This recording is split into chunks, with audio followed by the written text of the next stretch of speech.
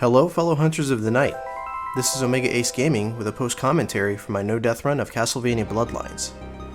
Since this game has two playable characters, John Morris and Eric Licard, I no-death ran the game with both. If you'd like to watch Eric Licard's no-death run, hop on over to the description for the link. You'll be interested to know that they each have diverging paths and unique endings. I've also included links for anyone who wants to watch gameplay without the commentary, so check them out if you prefer raw gameplay. The game opens up with ancestors of the Belmont family who resemble Trevor Belmont and Sypha Belnadis, followed by the beautiful vampire Elizabeth Bartley with the song Prologue playing in the background. Worth noting here is Eric Licard's masculine face. In the Japanese version of the game, Vampire Killer, Eric Licard has a more feminine appearance.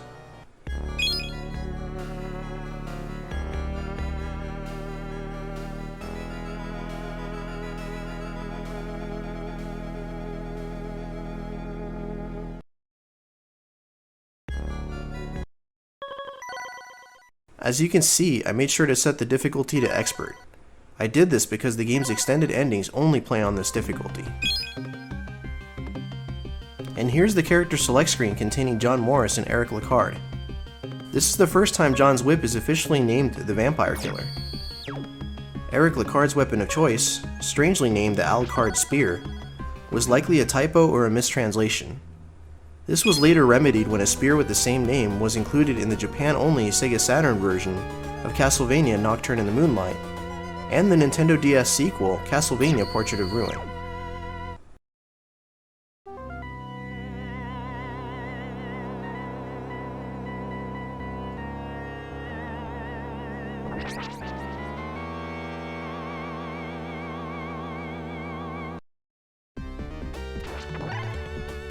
You'll notice right away that this game is much more gruesome than the previous titles, with a corpse being consumed by ravens on the very first screen. The opening stage's song is titled Reincarnated Soul. This just so happens to be Michiru Yamane's debut Castlevania soundtrack. Yes, you heard right. The composer of Symphony of the Night fame had her debut here in Castlevania Bloodlines. To date, 2 betas have been leaked to the public for this game, both containing dramatic differences. I'll do a gameplay video of this in the description for anyone interested. 2 standout differences include the sprites for the Merman and the sprite for the first sub-boss, Hellhound.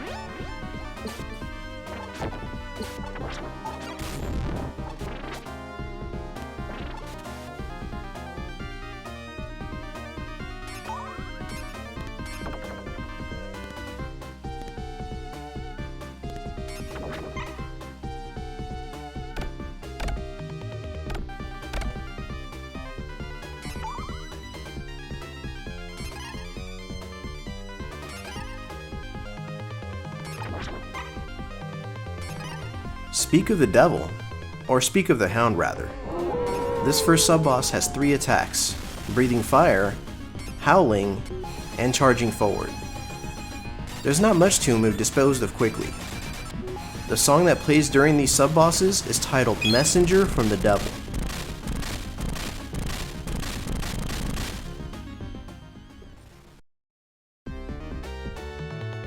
Here's another roundup of this game's collectibles. Jewels replace hearts and are collected to use the sub-weapons in this game. Red jewels increase your stock by 1, and blue jewels increase it by 5. Spellbooks count towards upgrading your primary weapon or increasing your jewel stock. The manual states that they can hinder you, but I don't think I've ever experienced this. Bags of Kreutzers grant you points, one gaining you 100 and the other 2,000. Meat labeled as mutton chops in the game's manual restore your life gauge. The 1-up increases your remaining lives by 1. The Mirror of Truth inflicts damage to all on-screen enemies. Lastly, the Coat of Arms raises the power of John's whip and Eric's lance. Level 2 grants you a more extended range of attack, and level 3 deals more damage and grants you access to a unique special attack. bear in mind that level 3 downgrades if your character's hit.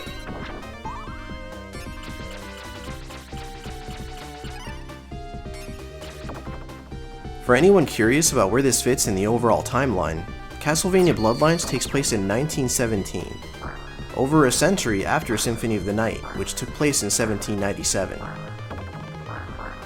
Soon after the events of Symphony, Richter passed the vampire killer whip onto the Morris clan, thus beginning the era of the Belmont clan's absence. All of this was revealed by Koji Igarashi during a developer interview. I'll be sure to include this in the video description. Things get a bit more interesting from here. John Morris is referred to as the son of Quincy Morris in the series canon, thus making Bram Stoker's Dracula, set in 1897, a part of the timeline. John's son, Jonathan Morris, is featured in the game Castlevania Portrait of Ruin. Hopefully I'll get to that no death run soon so I can delve further into detail. And here's the first main boss, Armor Battler. John has a significant advantage here, as his whip has excellent range for keeping the boss at bay. The center platform can also be used to swing through with the benefit of invincibility frames. The song that plays during most boss battles is titled The Six Servants of the Devil.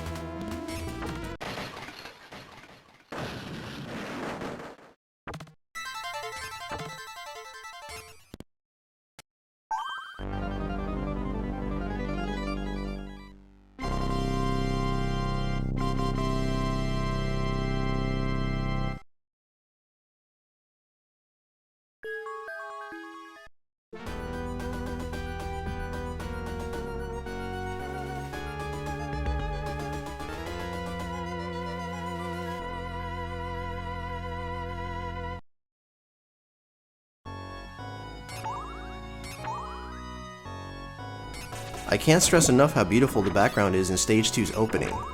The song, Sinking Old Sanctuary, matches it as well. This song is also featured in Circle of the Moon and Legacy of Darkness.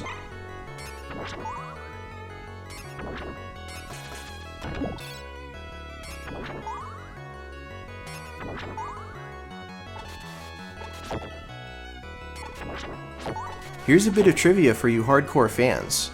A recent discovery mentioned in the developer notes in the 2019 Castlevania Anniversary Collection revealed that Bloodlines was originally going to include 2 additional characters, Bolt Erickson and Yoko Belnades, the latter of the 2 making her debut in Aria of Sorrow.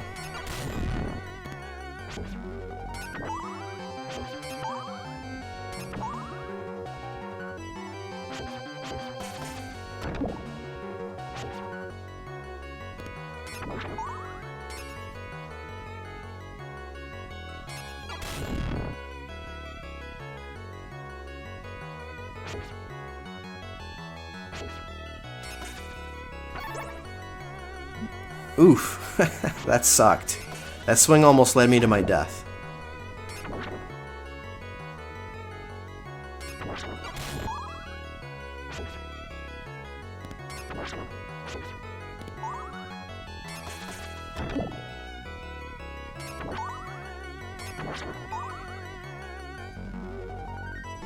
The sub-boss, who looks suspiciously like Kasim from Aladdin and the King of Thieves, teleports depending entirely on which direction you're facing. So toss a sub-weapon and leap facing the opposite direction to keep him trapped in a corner. I did a sloppy job there, but it's easier than I made it look. And here is a small gauntlet of mini-bosses. Following Kasim are a mace armor and a great axe armor. Keep close to the mace armor and stay away from the axe armor swing. Watch out for Axe's jump as it deals a ton of damage.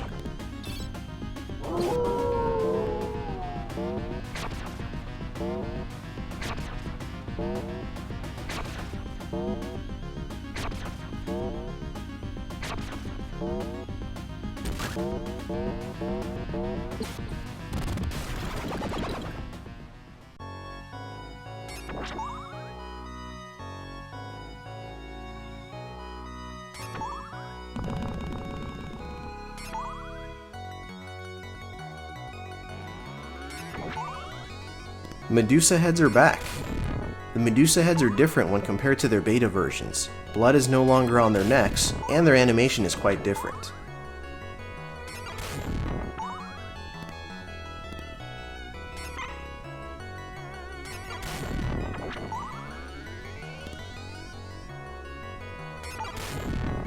Here are this game's sub-weapons, which are interestingly called anti-evil armaments in the game's manual. The Crystal Blade Boomerang launches forward and arcs over your head. The classic Battle Axe arcs upwards, then downwards. And the Holy Water, referred to as Sacred Water in the manual, drops in front of you, dealing multiple hits of damage as it lingers. A quick Omega tip: these helmed barbarians die instantly if you strike their legs, otherwise they get pushed back. You gotta love the sound effect the statue's head makes. Bow!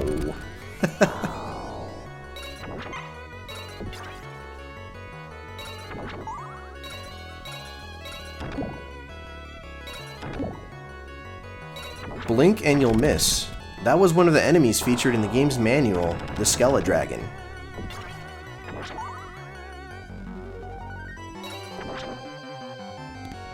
As you can see, I had a few close calls in this level, so don't get careless, folks.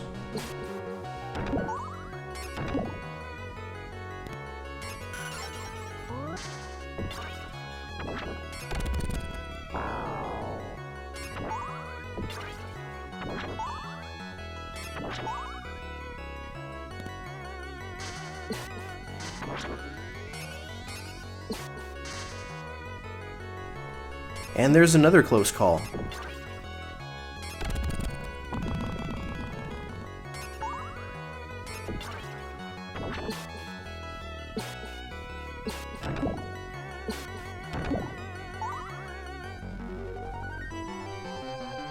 I'm not entirely sure if the water in the screen can hurt you, but I never bothered to find out.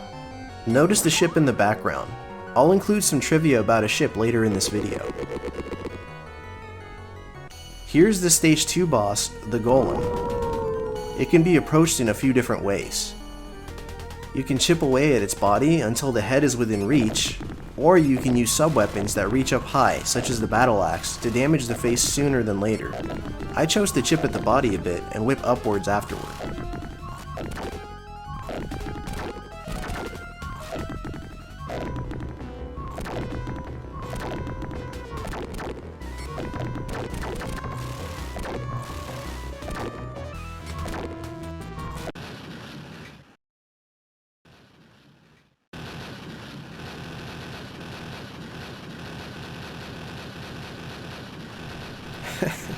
I can't help but laugh a bit every time I see the golem raise its fist.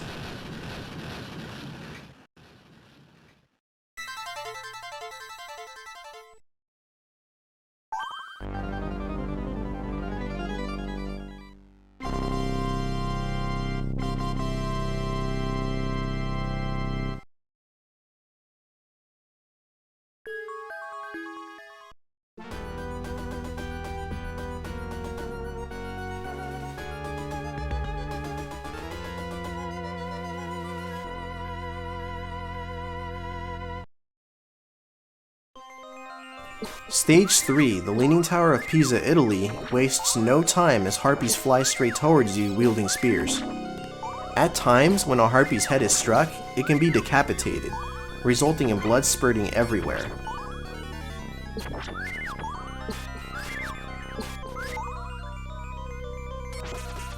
Minotaurs sometimes break the pillars in the foreground to be used as in-game weapons. I love these kinds of details.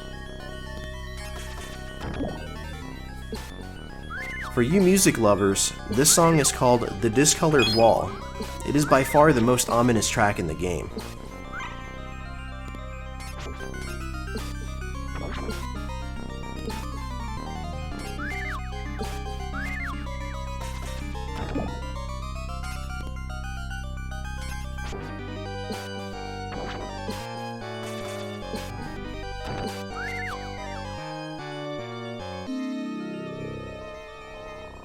Given the nature of the level's design, I sense that it has been haunted and warped by the supernatural. The multiple stairways leading to nowhere and the dreary color tones work very well with the song chosen for this level.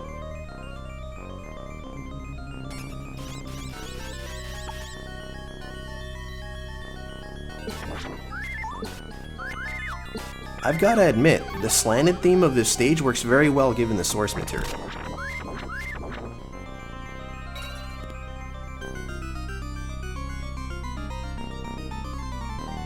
This is the first time the game's paths diverge, depending on your chosen character. John moves forward to swing over this chasm, whereas Eric would have vaulted upwards to reach a different route. I encourage you to play the game as both characters, or at least check this video's description to watch my playthrough as Eric Lecard. It pays to have a powered whip here, as it did short work of this sub-boss.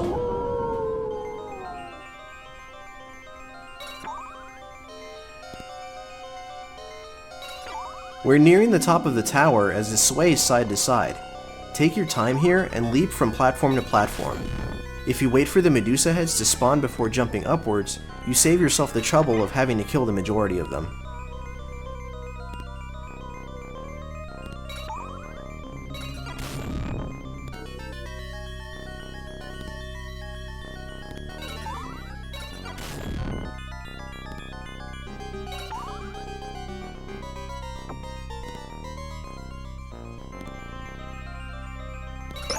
Be sure to head right here for a free 1-up.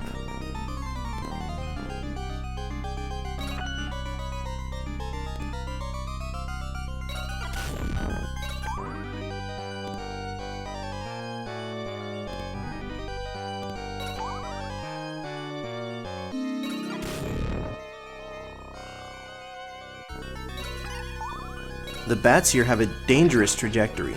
Be sure to note them here, as many of them have different flight patterns.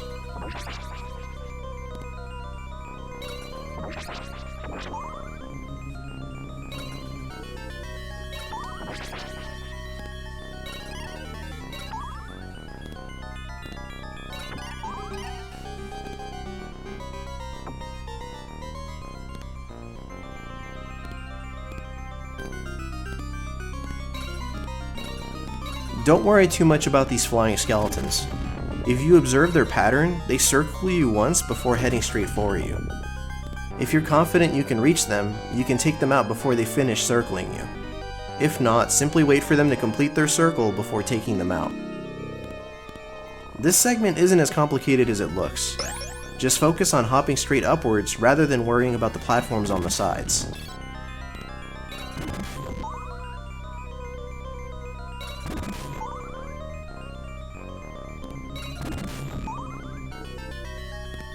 Coming up here is a jump that appears simple enough, but can be tricky if a flying skeleton spawns at the wrong time. Be careful, guys.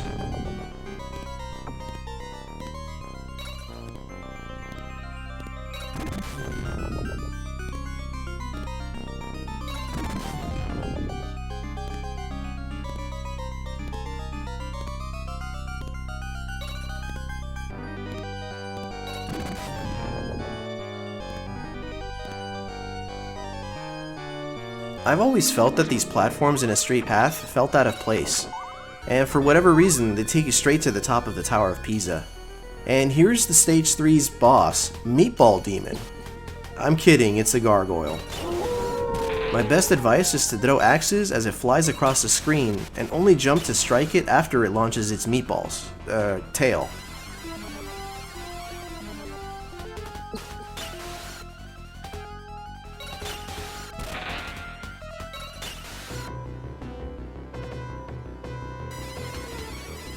Phase 2 of the fight is quite simple. Simply take your time attacking it as it bounces along the top of the tower. Be wary, as a hit during this part can be fatal. This gargoyle has quite a scream.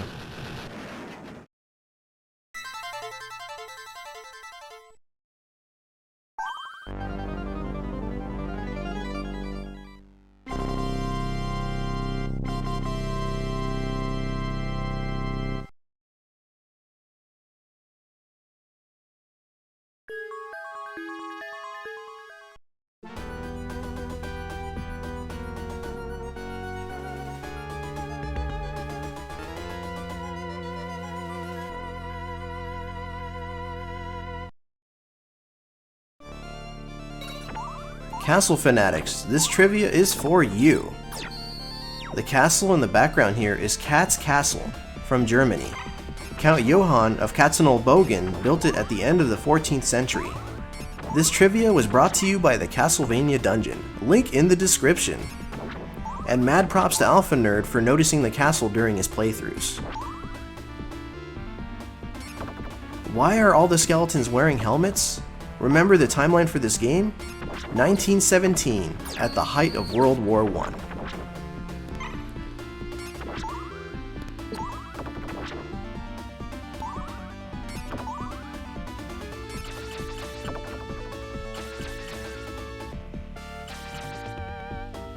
This tricky jump here leads to a worthwhile secret. A heel-to-toe jump rewards you with a hidden 1-up.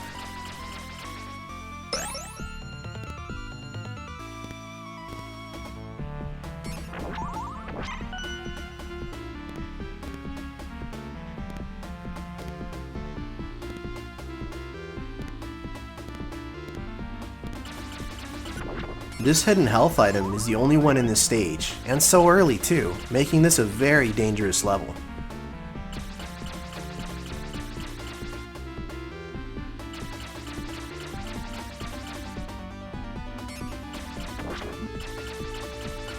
Have I mentioned the name of this song? This beautiful piece is titled Iron Blue Intention. This song is also featured in Portrait of Ruin, and as Eric Licard's theme in Castlevania Judgment. Back in high school, I recalled a buddy of mine being enamored by this track. We went to the game's music test and he requested I play this song repeatedly. This one's for you, Anthony.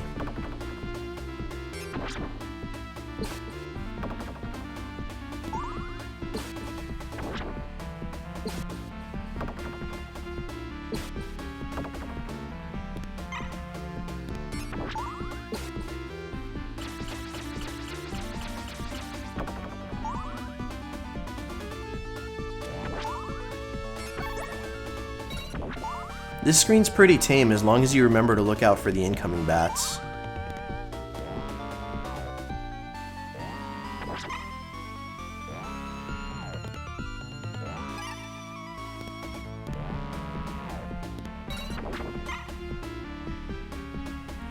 Here's some trivia from the game's betas 0.1 and 0.5. Before its final release, this stage had a foundry area and a zeppelin donning an iron cross. Removing these sections immensely saddens me as they added variety to this stage. While this game doesn't have a clock tower like most of the games in the series, this room full of gears more than makes up for it.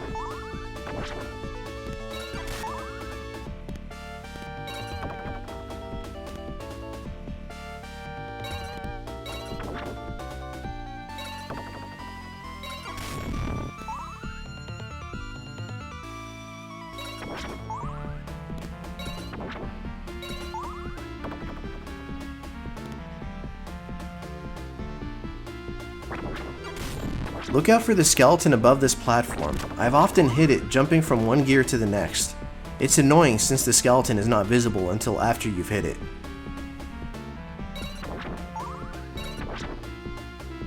I've panicked many times in this room. Ghosts spawn as you attempt to jump from platform to platform. The only advice I can give you is to worry less about the platforms and more about the ghosts that can knock you off of them.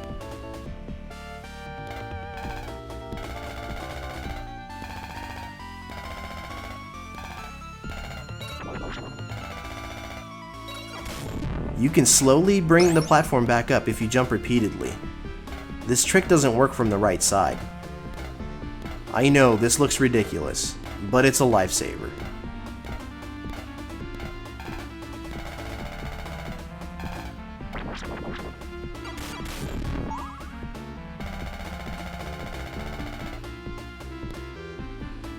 Frankenstein's creature has 3 attacks here: the spiral chain, straight shot, and lastly the ground spark. Unfortunately, I defeated him before he used the 3rd attack. Watch out for it.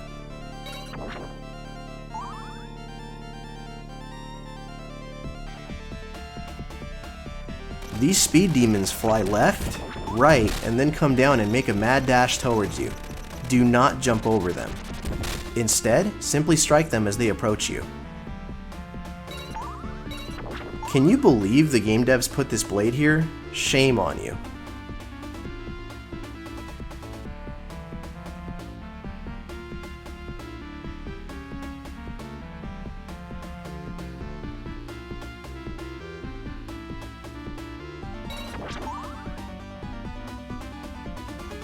This, in my opinion, is one of the most dangerous screens in the game.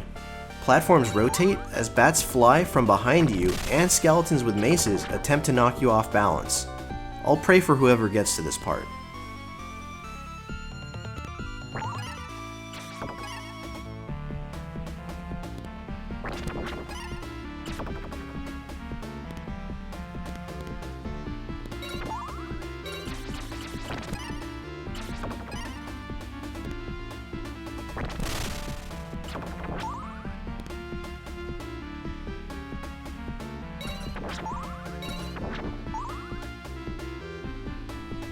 These little gears are a sample of what's to come.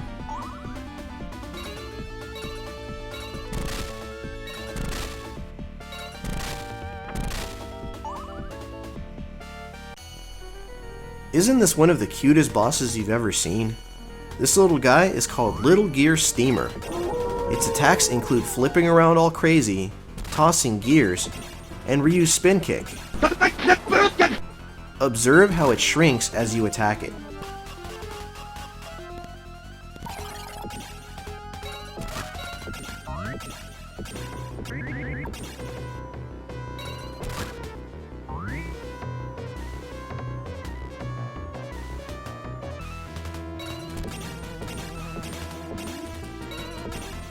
I love the sound of the gears hitting the floor.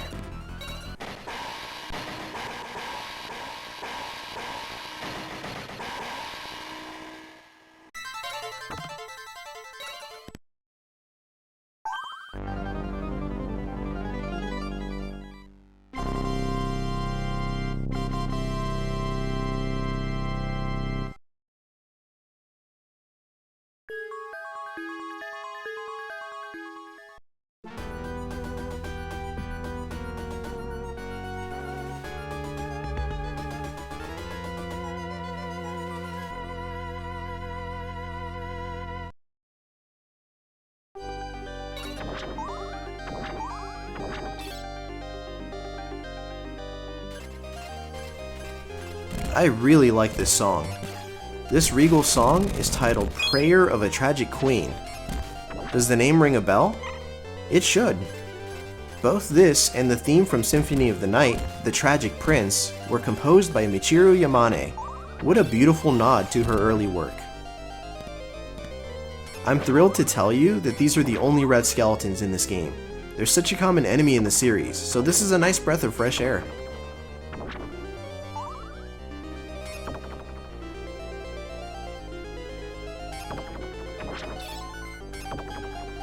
Keep away from these monkeys. I prefer to attack them from a distance, although their projectiles are still dangerous.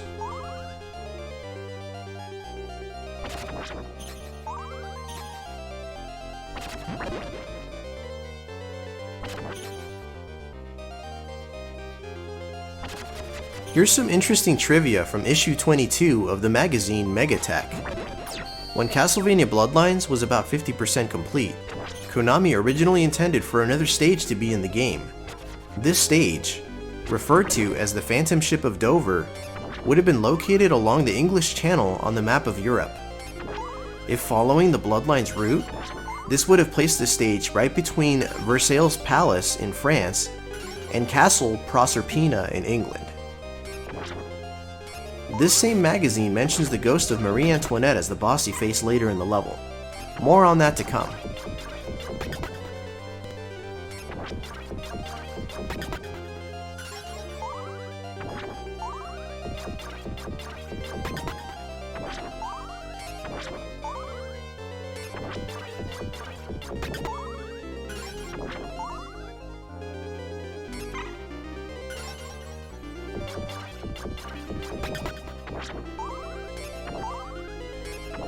Fellow YouTuber 21 Sandwich mentioned that you could despawn this sword-wielding armor.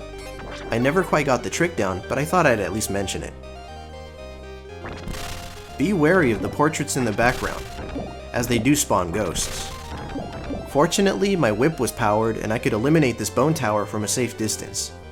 Still, the lack of health scared the shit out of me.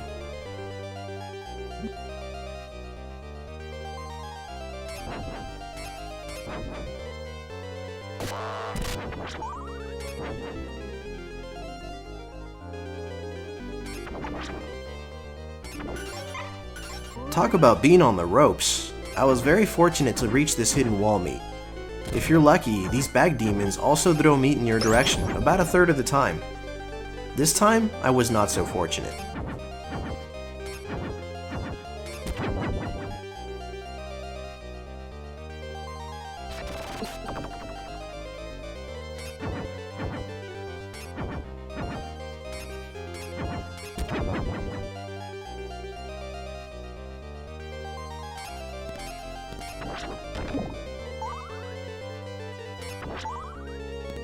This was literally an uphill battle as I climbed up this rotating stairway with half health.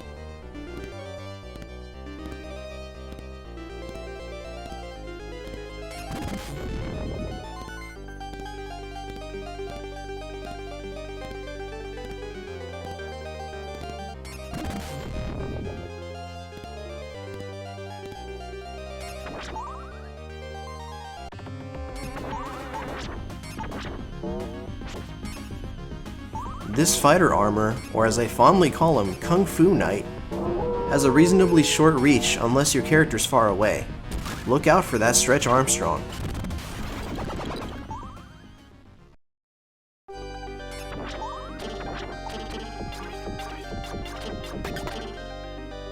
I clung on for dear life as Archer Knights continuously attacked and Hammer Knights pounded the ground.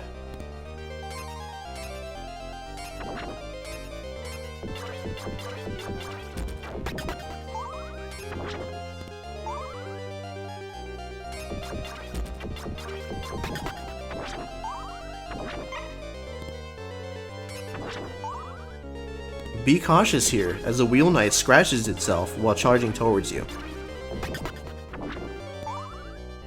And who could forget the Gatling Knight?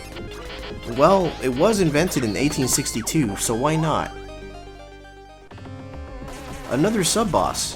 The faces that form an optical illusion spawn orbs that can get out of hand if left unchecked. This interesting sub-boss was designed for a contest hosted by Japanese magazine Mega Drive Fan. The June 1993 issue announced the contest to design enemies and traps for Bloodlines, while the September issue published the results. This design was inspired by the famous Rubens vase illusion from 1915. And here's an Omega tip that I picked up from the YouTuber Mazenpower. If you hold down the attack button, John holds out the whip just a little longer, giving him enough time to destroy every orb that's chained together.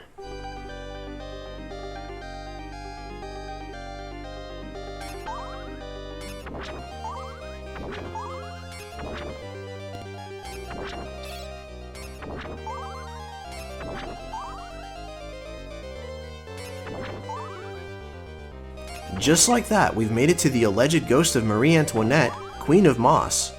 This is likely a mistranslation of the word moth, but I like the name given as a result. The former sprites that were given to this boss are— oh my god, what the fuck is that?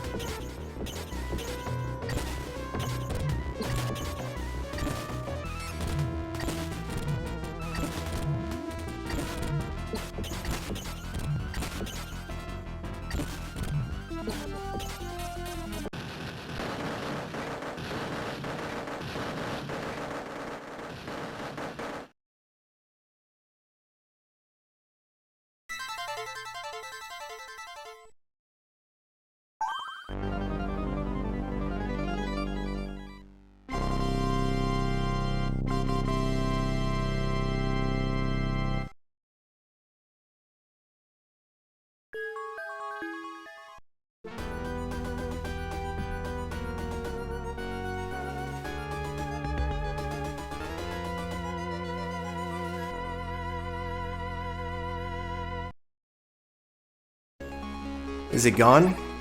Oh, thank goodness. We finally reached the game's final stage. The triumphant song is titled Calling from Heaven. At times like this, I wish I was more musically inclined.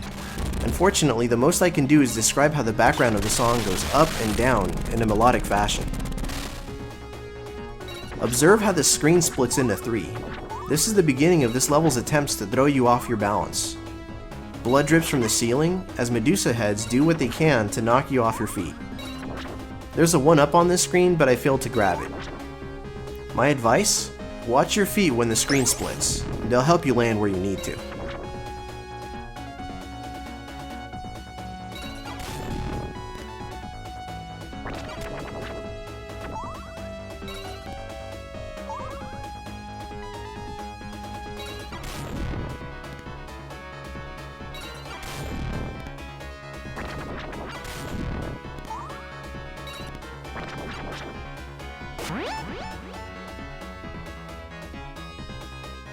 Here it is, folks, the no death run killer. It's not so much that the screen is upside down, but the orbs surrounding the platforms. Getting the timing down to prevent them from hitting you is hard.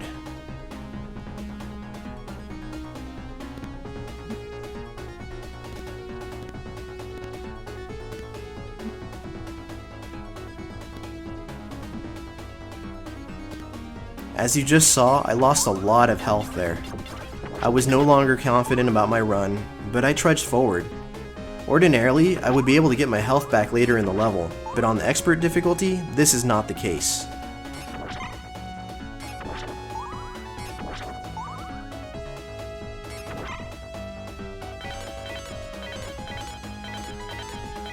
Armor battlers charge towards you at increasing speeds. They only take one hit to die this time, but don't take them lightly. During times of frustration, they'd get a good hit in there before I managed to clear the screen.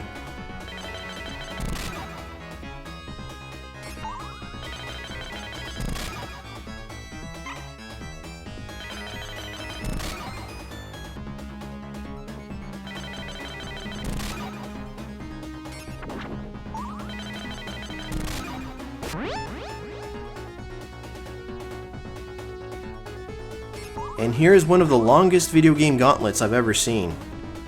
As I approached the elegant blue steps, I dreaded having such a measly amount of health to deal with all the bosses. Death's tarot cards determine who you will face until you've depleted his entire hand. Use the same strategies this time and remain optimistic. They take less damage to die this go around. You'll notice all of the card variants are also of a different color.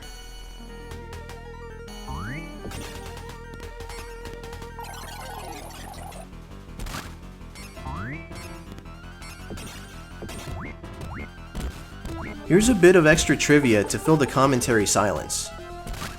This stage's castle takes its name from a Roman goddess, Proserpina, the queen of the underworld, wife of the god Pluto, and the Latin counterpart of the Greek goddess Persephone.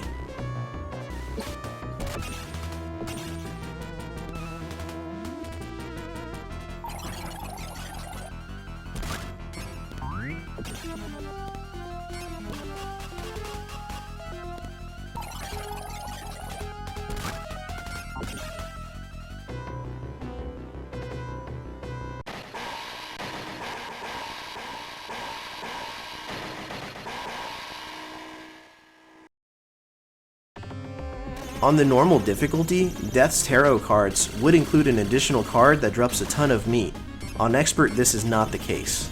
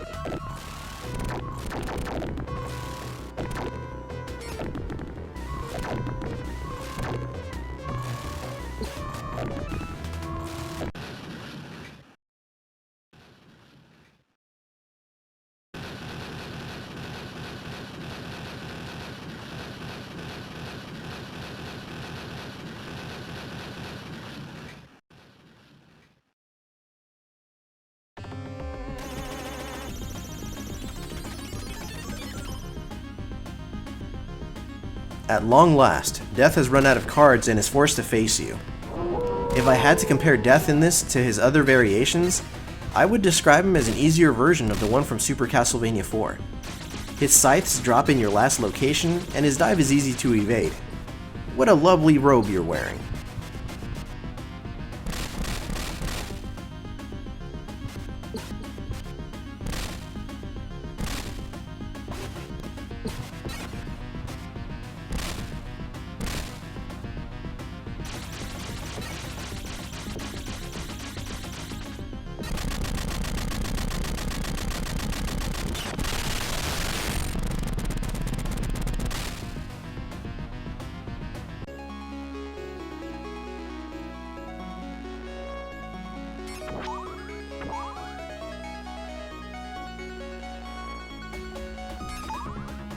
We've now reached the pink steps. The stage theme resumes for a brief period before returning to another boss battle. Elizabeth Bartley appears briefly only to summon a bizarre-looking version of Medusa, duck her flames, leap over her tail, and keep her claws at bay by continuously whipping her.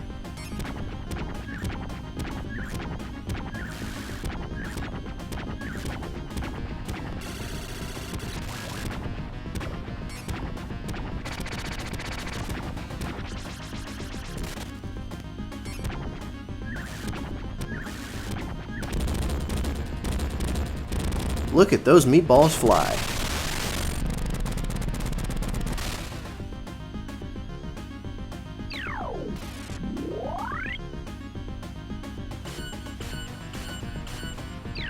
And here comes what I consider the most tedious fight in the game. As Bartley summons the orbs, observe the side that she teleports to. If John is located on the left half of the screen, she appears on the right. If he's on the right, she'll be on his left. If you miss your whip strike, be sure to duck as she fires a projectile straight over your head.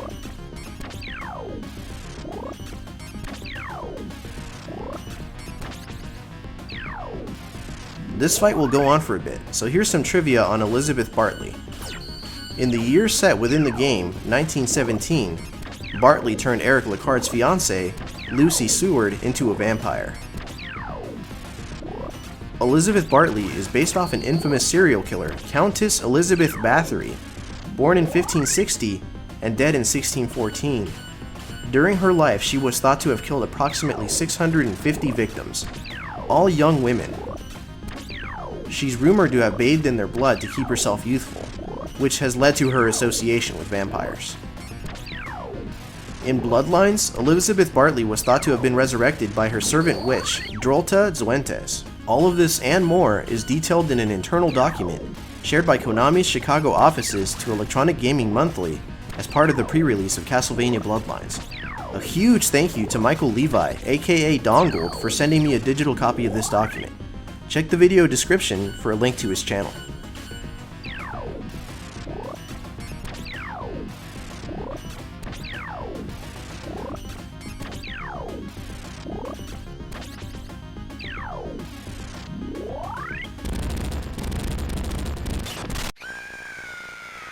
Recognize that scream? It sounds similar to those old Halloween mats I used to step on as a kid. I'll throw a video in the description for the heck of it.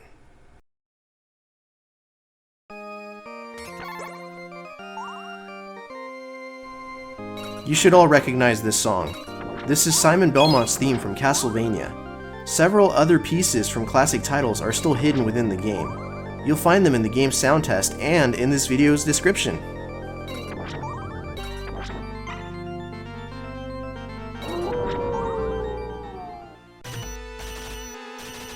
And here we are, the last dance, the final boss, Dracula.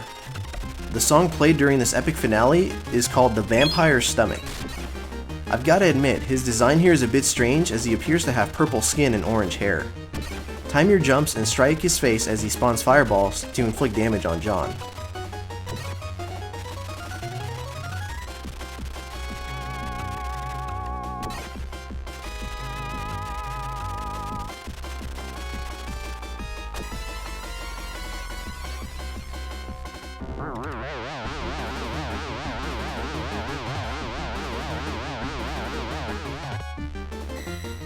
The second transformation is a bit strange. Did Dracula turn into a little warlock? Did he somehow fuse with death? Some people claim it's Jolta Zuentes floating around, but I don't buy it. Either way, he goes down quickly if disposed of properly.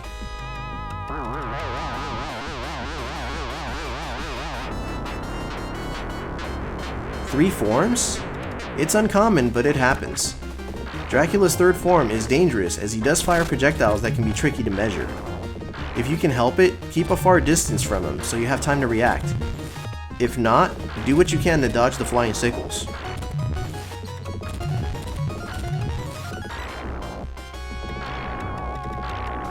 Once he turns red, be prepared to jump over his flames. And as he falls apart, his bones fly all over. Stay close to avoid them. Get all of this down and he's toast.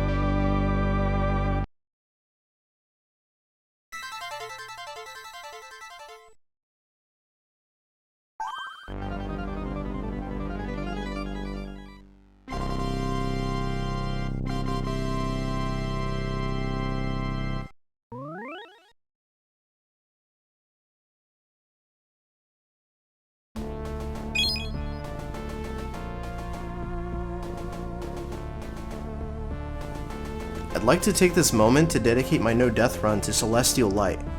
Not only is he a fantastic gamer, he's also a positive influence within our community. Ever since I met him during my Castlevania Chronicles stream a few years back, he supported my channel time and time again. Thank you so much, Celestial. This No Death run is also particularly special to me since this is my favorite game in the franchise. Not just for the gameplay and music, but also for its unique trivia.